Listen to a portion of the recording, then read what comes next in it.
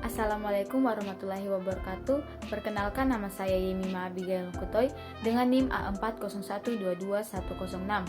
Di sini saya akan membuat video tentang video pembelajaran untuk memenuhi tugas dari mata kuliah telaah kurikulum. Namun sebelum itu saya akan membahas sedikit tentang kurikulum. Apa itu kurikulum? Kurikulum itu merupakan seperangkat atau suatu sistem yang mengatur tentang mengenai bahan pembelajaran yang dapat dipedomani dalam aktivitas belajar mengajar. Intinya kurikulum itu adalah rencana pembelajaran. Oleh karena itu, semua pihak yang terlibat dan berkaitan langsung dengan fungsi kurikulum ini wajib memahami apa itu kurikulum. Baik, di sini ada beberapa pembahasan yang akan saya bahas. Yang pertama yaitu tujuan pendidikan nasional, yang kedua yaitu landasan filosofis, yang ketiga tentang psikologi dalam pendidikan, yang keempat sosial budaya dan iptek kurikulum, yang kelima organisasi kurikulum. Baik, pembahasan pertama yaitu tujuan pendidikan. Yang pertama saya ambil di Indonesia. Tujuan pendidikan di Indonesia sesuai dengan Undang-Undang Nomor 20 Tahun 2003 yaitu pendidikan diupayakan dengan berawal dari manusia yang apa adanya atau aktualisasi dengan mempertimbangkan berbagai kemungkinan yang apa adanya yaitu potensialitas dan diarahkan menuju terwujudnya manusia yang seharusnya atau manusia yang dicita-citakan atau idealitas. Yang kedua yaitu dari Amerika Serikat. Sistem pendidikan di Amerika Serikat ini mencerminkan ciri dari sistem pemerintahan di sana yaitu federal dengan desentralisasi melalui pemerintahan negara-negara bagian. Tujuan sistem pendidikan di Amerika itu secara umum dirumuskan dalam 5 poin sebagai berikut. Yang pertama yaitu untuk mencapai kesatuan dalam keragaman, yang kedua untuk mengembangkan cita-cita dan praktek demokrasi, yang ketiga untuk membantu pengembangan individu, yang keempat memperbaiki kondisi sosial masyarakat, dan yang terakhir yaitu untuk mempercepat kemajuan nasional. Selanjutnya adalah negara Jepang. Tujuan pendidikan di negara Jepang tersebut didasarkan pada penerapan pendidikan karakter yang lebih utama. Pendidikan di Jepang ini didasarkan pada karakter budaya secara turun-temurun yang sudah menjadi ciri khas dari masyarakat Jepang. Negara selanjutnya yaitu Cina.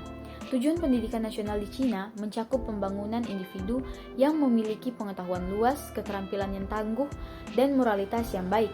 Pendidikan di Cina juga menekankan pembentukan warga negara yang memiliki kesadaran penuh, semangat patriotisme, serta kemampuan untuk berkontribusi pada pengembangan negara secara berkelanjutan. Pembahasan yang kedua yaitu landasan filosofis. Negara pertama yaitu Indonesia pada pasal 2 UU RI tahun 1989 menetapkan bahwa pendidikan nasional berdasarkan Pancasila dan Undang-Undang Dasar 1945. Pancasila sebagai sumber sistem nilai dalam pendidikan. Setiap butir dalam Pancasila memiliki tujuan yang sesuai sebagai dasar pelaksanaan pendidikan yang berkarakter dan berkualitas secara kognitif maupun moralnya. Negara kedua yaitu Amerika Serikat. Landasan filsafat di pendidikan di Amerika Serikat adalah demokrasi.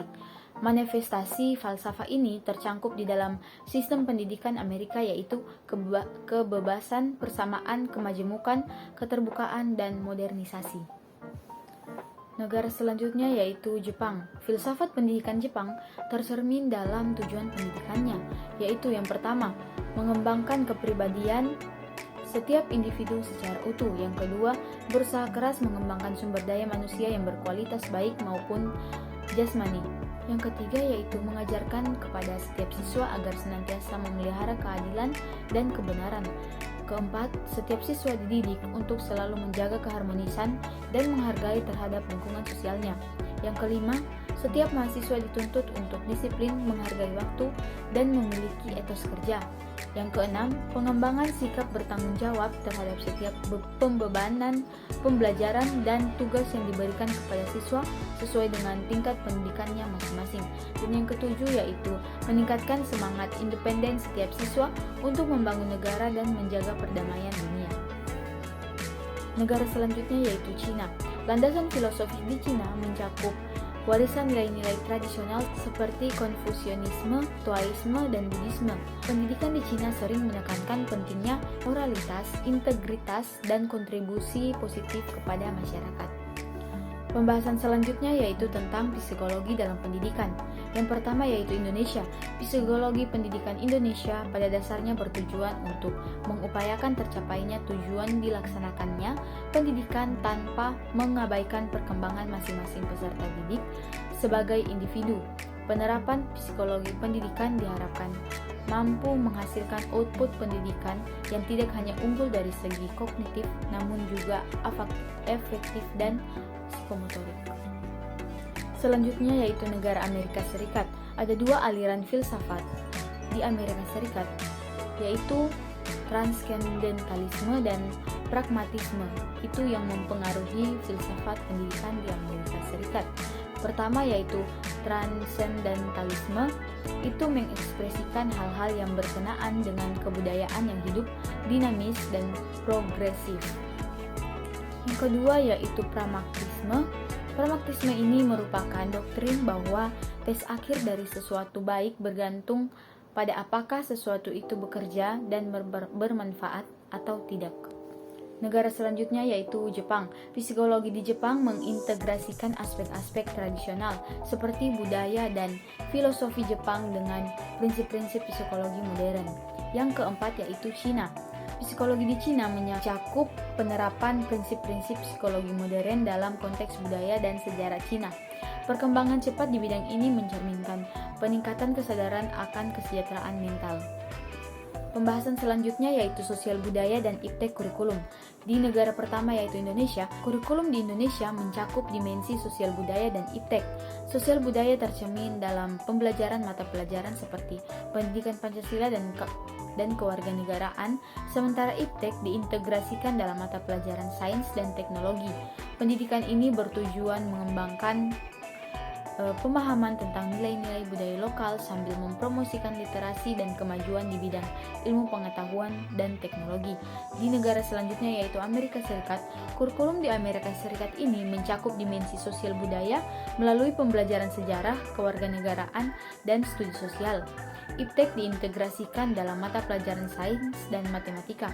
Pendekatan ini bertujuan mengembangkan pemahaman tentang sejarah dan nilai-nilai Amerika sambil mendorong literasi dan keunggulan di bidang ilmu pengetahuan dan teknologi. Negara selanjutnya yaitu Jepang. Kurikulum di Jepang menekankan pengembangan pemahaman sosial budaya melalui mata pelajaran pendidikan moral dan sosial. Iptek diintegrasikan dalam mata pelajaran sains dan matematika. Pendekatan ini mencerminkan nilai-nilai tradisional di Jepang sambil mempromosikan kemajuan dalam ilmu pengetahuan dan teknologi untuk menghadapi tuntutan global. Di negara selanjutnya yaitu Cina.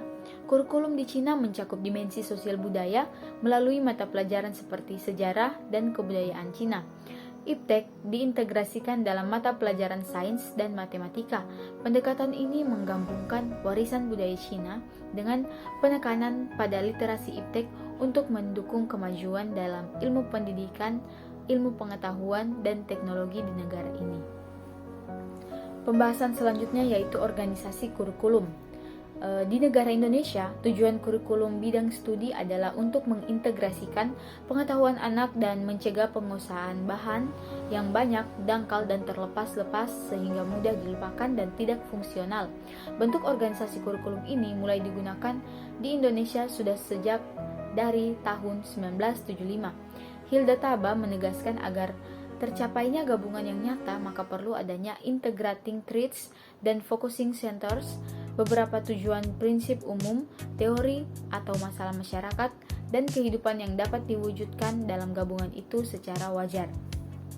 Di negara selanjutnya yaitu Amerika Serikat, ada beberapa organisasi kurikulum. Yang pertama, kurikulum formal dan informal. Yang kedua, kurikulum tersembunyi. Yang ketiga, kurikulum nol. Dan yang keempat adalah kurikulum fisik. Selanjutnya di negara Jepang. Kurikulum sekolah di Jepang meliputi 3 aspek, yaitu subjek, moral education, dan ekstrakurikuler. Subjek atau mata pelajaran terdiri dari mata pelajaran wajib di SD dan mata pelajaran wajib dan pilihan di SMP dan SMA.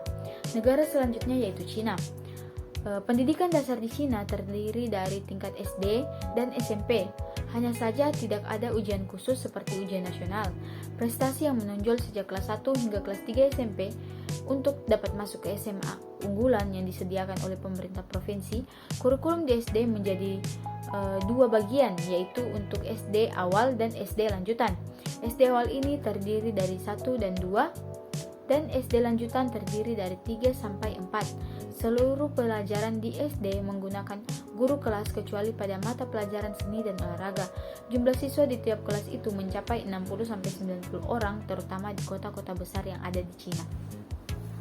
Baik, sekian pemaparan materi dari saya tentang perbandingan pendidikan di Indonesia dan di negara lain, yaitu Amerika Serikat, Cina, dan juga Jepang. Saya Yemima Abigail Lengkutoy, pamit undur diri, bye-bye.